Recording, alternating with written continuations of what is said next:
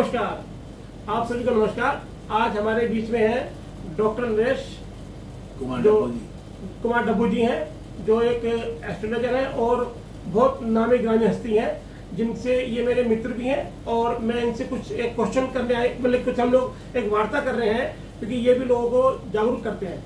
आज जो डब्बू जी मैं जानना चाहता हूँ, आज जो बच्चों की शादी हो रही है, जो विलम्ब हो रहा है शादियों में, 35 साल 37 साल हो गए हैं बच्चे, और इसका जो है कुंडली मिलान के ऊपर, जैसे कई लोगों की कुंडली किसी के गुण कम मिलते हैं, किसी की कुंडली नहीं मिलती है, तो ये अगर कुंडली मिलान हो जाता है तो परफेक्ट लाइफ जीवन होता है या नहीं होता है? या मेरे हिसाब से तो अगर ये जीवन सही होता तो आज डिवोर्स के केस इतने पेंडिंग नहीं होते। तो आप बताइए इसका समाधान क्या है इसका? नॉर्मली क्या है ना कि पहले तो ये जानो कि मंगली दोष होता क्या है और कौन कौन से कुंडली के ग्रह होते हैं जिसमें पता लगे कि बंदा मंगली है भी कि नहीं। अगर जन्म कुंडली के हिसाब से जाओ तो पहला, तीसरा, चौथा, सातवां, आठवां और 12वां, अगर इन ग्रहों में अगर मंगल पड़ा हो तो मंगली दोष कहलाता है। सबसे ज्यादा मंगल दोष जो खराब होता है वो 8वें घर का होता है और या 12वें घर का माना जाता है। सबसे लाइट मंगली होता है फर्स्ट हाउस, पहले घर का, और थर्ड और फोर्थ हाउस।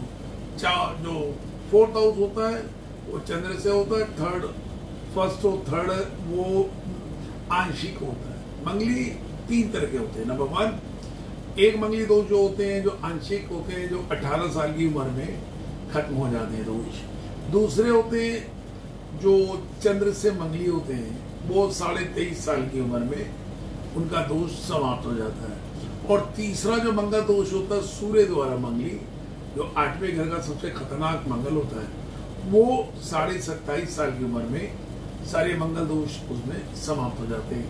और बाकी जनरली जो 12वें घर का मंगल होता है वो नॉर्मली कोई मंगली दोष वाला आपका पार्टनर अन्ना भी हो तो कोई फर्क पड़ता नहीं है, मगर सिमिलर होता है।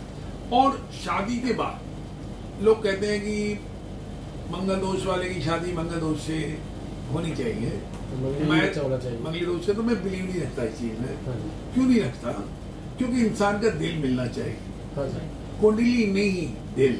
अगर आपका दिल ही नहीं मिलेगा तो कुंडली कितनी मिलाओ? जाते आज जाके देखो कोर्ट में इतने तलाक के केस चल रहे हैं, 90% सभी कुंडली मिली भी है, लेकिन फिर भी तलाक क्यों हो जाते हैं? क्योंकि जब तक आपका नेचर किसी से ना मिल जाए, जब तक आपका किसी से दिल ना मिले, विचार ना मिले, तो कितनी कुंडली मिला लो, सब बेकार। तो डॉक्टर साहब मैं आपसे भी ये कहना चाहता हूँ कि जैसे अभी जो हमारी उम्र के लोग हैं जिनके बच्चे शादी योग्य हैं, जब उनके जांच किया गया तो वो एक हस्बैंड वाइफ, एक मंगली है, एक नॉन मंगली है, लेकिन उनका जीवन यापन चला होता है, होता जा रहा है, चला जा रहा है। लेकिन आज की डेट में जो गुण मिलान है, लोग इस पर भी अटक जाते हैं। अगर गुण कम मिल रहे हैं तो शादी नहीं करते हैं। तो डॉक्टर साहब ये बताइए कि अगर गुण अगर पूरे मिल जाए तो क्या प्रभाव है? जैसे रामचंद्र जी के भी 36 गुण मिले थे, उसका भी एक सही अर्थ नहीं निकलता है। तो अपने गुण के बारे में थोड़ा बताएंगे मैं जरा। ऐसा होता है ना, ज्यादा गुण मिलना ज्यादा खतरनाक होता है। अगर 28 गुण से ज्यादा किसी के मिल जाते हैं तो बिल्कुल भगवान राम के 36 गुण मिलते हैं, पृथ्वीराज संयोगिता के 36 गुण। डॉक्टर साहब मैं आपसे जानना चाहता हूँ, जैसे गुण मिलान जो होता है, इस पे भी लोगों के रिश्ते काफी अटके हुए हैं। तो परफेक्ट जो है गुण कितने मिलने चाहिए और कितने में काम चल जाएगा उतने मिलने चाहिए, या इसका कोई समाधान है? मान लीजिए अगर लड़का लड़की आपस में दूसरे को पसंद कर रहे हैं, परिवार पसंद कर रहे हैं, लेकिन घर का एक कोई बड़ा आदमी कहता है इसके गुण नहीं मिल रहे, तो वो मामला वहाँ पे रुक जाता है। खुद तो घर बसा के बैठ जाते हैं, लेकिन जब बच्चों की बारी आती है सारे डिसीजन आते हैं। एक कहावत है ना, खुद करे तो लीला, दूसरा करे तो कट ढीला। और कहना खुद करे तो लीला, दूसरा करे तो अपराध। तो नॉर्मली क्या होता है कि जहाँ बच्चों के जो दिल मिल जाते हैं ना आपस में, तो वही शादी करनी चाहिए। जात पात का भेदभाव कभी करना नहीं चाहिए। और ये मान के चलो शादियां स्वर्ग से तय होके आती हैं, और ऊपर वाले जो रिश्ता तय कर दिया, आप कौन होते हैं अपनी मर्जी से किसी की शादी किसी पे थोपने वाले? मान ली आपने जबरदस्ती शादी किसी की कर दी, नहीं, सैनी की लड़की सैनी के घर ही जाएगी, शर्मा की लड़की शर्मा के घर जाएगी, वर्मा की लड़की वर्मा के घर जाएगी, रस्तों की लड़की रस्तों के घर। तो ये कहाँ लिखा हुआ है? कि अगर जाएगी और वहां जाके दुखों के पहाड़ उसको झेलने पड़े, संकट झेलने पड़े, को वो झगड़े, तो उससे कोई लाभ है? या वो ज्यादा बेटर जो अंडरस्टैंडिंग हो, एक दूसरे को समझने की कला हो एक दूसरे में, और लगे कि हाँ ये मेरे को समझता, प्यार करता है, वो घर ज्यादा बेटर है कि ना कि महाभारत वाला सिर्फ जात पात के नाम पे ना, कि ये लोग जो थोप देते हैं ना एक दूसरे को रिश्तों में, और फिर जिंदगी भर वो बच्चे गालियां बकते रहते हैं अपने बुढ़ों को, तो उससे कोई यूज तो है नहीं, पहली बात। दूसरी बात, मंगली के गण कितने मिलने चाहिए? 18 से 25 गण सफिशिएंट होते हैं, इससे ज्यादा के गणों की जरूरत है नहीं। लेकिन लड़का परिवार अच्छा है, अगर गण 12, 13, 14, 15 भी मिलते हैं तो कर देना चाहिए।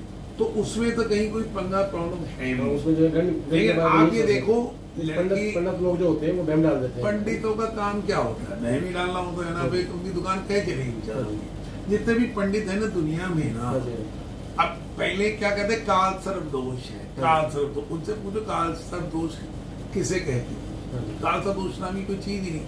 पहले 40-50 सालों से ही ड्रामे आए, लोग करते ना काल सर्प के नाम पे कितने लोगों को चंपू बनाते हैं लोग, और जबकि काल सर्प दोष की ना कहीं किसी ग्रंथों में, ना किसी वेदों में, ना किसी कहीं ऐसे लॉजिकली कहीं कोई डिटेल, तो उनके पत्र के जरिए लिखा होता है। सिर्फ कहीं पत्री पे भी, कहीं कुछ ही नहीं, सिर्फ अपने दिमाग की वजह काल सर्प दोष। और राजसवर मंगल दोष, ऐसा दोष कोई नहीं होता मंगल दोष।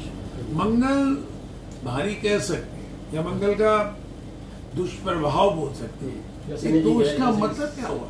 और शनि का मतलब आपके अपने कर्म नहीं होते।